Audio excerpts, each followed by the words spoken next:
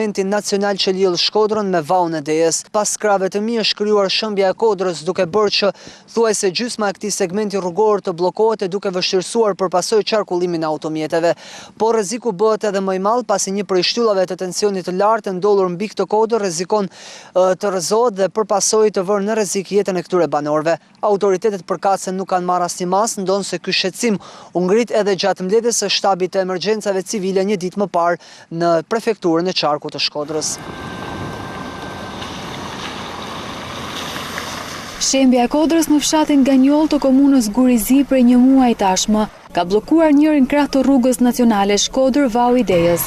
Rreziku gjatë kalimit është i lartë, pasi shembja e dherave vijon ende. Drejtuesit e automjeteve apelojnë për ndërhyrje, pasi një pakujtësi e vogël mund të çojë në aksident. Rrezik me jetën, çka kemi thënë atij mua vet? Prej sa kohësh është në këtë gjendje? Po zotën gradualisht është qishën në fillim thjesht. Po si ka kush më se ka kanë i ka njoftuar që sheret se ashtu ju bën kjo punë. Në këtë gjendje Shkodër-Vau i Dejës ka mose 5-6 muaj që i ka shemja kjo. Ka fillu shemja, a kupton? Por tesh angushtuaj shumë sa që makinat e mëdha me të nashtë madh nuk kalojnë.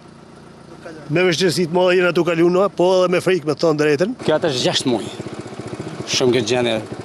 Çam me bose shtylla s'mund ta më kapin dorë për me pastru po. Si sa rrezik se mo blloku ka bllokot i ka zonë komplet. Është për ditë atu shem më tepër. Për ditë më tepër atu shem.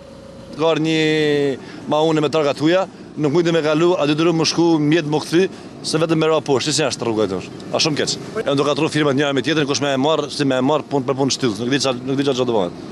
Autoriteti rrugor i Veriut i kontaktuar për këtë rast, bëri me dije se janë bërë matjet në terren dhe projekti për riparimin e rrugës nacionale Shkodër-Vau i Dejës është dorëzuar në Ministrinë e Linjës. Pritet që javën e ardhshme të jepet sinjali nëse kalon fondi i emergjencës, që më pas të ndërhyet.